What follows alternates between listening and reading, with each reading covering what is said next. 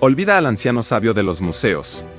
El hombre que vas a conocer hoy fue un paria, un hijo ilegítimo nacido en el fango. A quien antes de que todo cambiara, te explicamos por qué Leonardo no pintaba por amor al arte, sino por pura supervivencia. Mientras el mundo veía pinceladas, él diseñaba una revolución que la Iglesia no podía permitir. En el siglo XV, ser un bastardo era una sentencia social. Sin apellido y sin derecho a estudiar leyes o medicina, Leonardo fue un marginado.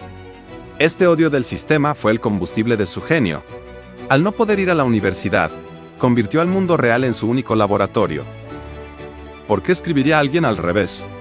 No era un truco, era absoluto miedo. Leonardo sabía que sus pensamientos eran una sentencia de muerte ante la Inquisición. Creó la escritura especular para que solo un espejo revelara sus secretos. En un mundo de espías, el silencio era su único aliado para no terminar en la hoguera. Leonardo empezó a ver patrones en la naturaleza que desafiaban las escrituras sagradas. Entendió que la Tierra era mucho más antigua de lo que decía la Biblia. Pero para sobrevivir, aprendió a ocultar su disidencia bajo el manto del arte religioso, camuflando ciencia en altares.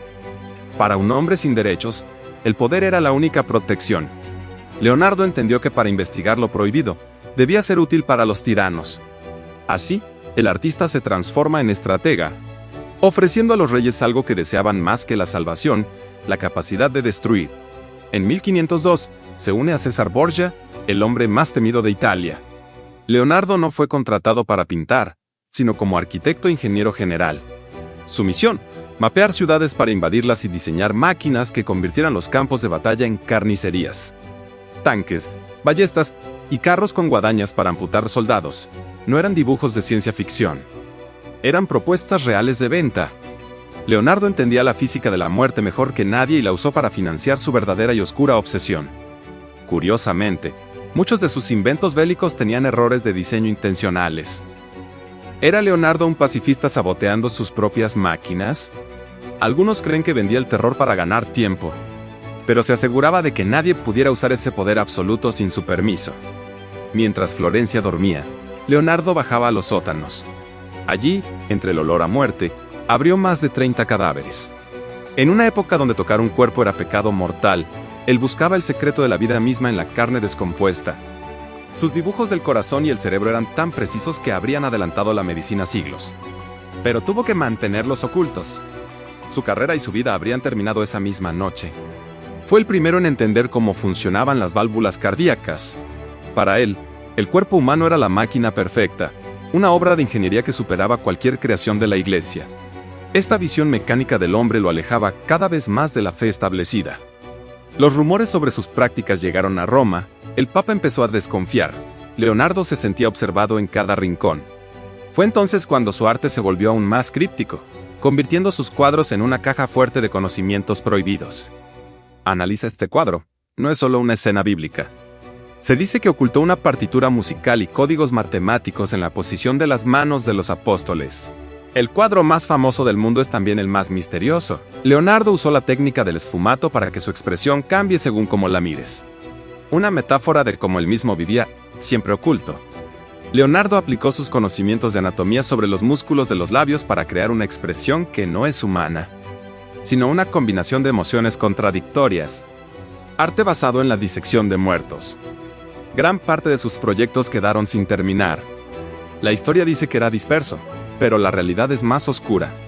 Cuando resolvía el problema científico, el objeto ya no le importaba. Para él, la pintura era solo el envoltorio de un descubrimiento más grande. Con la presión de la Inquisición aumentando, Leonardo tuvo que huir de Italia. Se llevó consigo sus cuadernos, su tesoro más peligroso. Cruzó los Alpes hacia Francia, llevando bajo el brazo el conocimiento que el Vaticano quería enterrar para siempre. En Francia, bajo la protección del rey Francisco y Eva, Leonardo finalmente encontró paz, pero la paranoia nunca lo dejó. Pasó sus últimos días revisando sus notas, asegurándose de que el mundo solo viera lo que él quería mostrar, protegiendo sus secretos hasta el último aliento. Al morir, legó sus cuadernos a su discípulo Francesco Melzi, pero el mundo no estaba listo. Muchos de esos folios se perdieron o fueron robados por coleccionistas, dejando lagunas en nuestra historia que apenas estamos empezando a llenar hoy.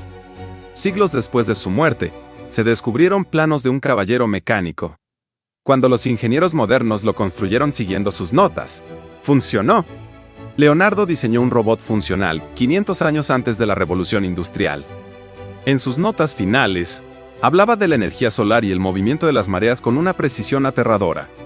Leonardo no solo miraba el pasado, estaba viendo un futuro que aún hoy nos cuesta alcanzar. Un hombre fuera de su tiempo, atrapado en el pasado. El verdadero legado de Leonardo da Vinci no son sus pinturas. Es su forma de pensar. Nos enseñó que el conocimiento no debe pertenecer a unos pocos. Y que la curiosidad puede desafiar incluso a las instituciones más poderosas. Leonardo cambió el mundo mucho antes de que el mundo entendiera que estaba cambiando. Leonardo da Vinci murió protegiendo sus secretos, sabiendo que el futuro le daría la razón. Hoy, ese espíritu de búsqueda vive en cada uno de nosotros. En Antes de que todo cambiara, seguimos su rastro para entender el mundo que nos ocultan. Si este viaje por las sombras de Leonardo te ha abierto los ojos, suscríbete ahora.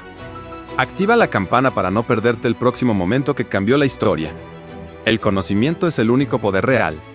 Gracias por estar aquí, en Antes de que todo cambiara.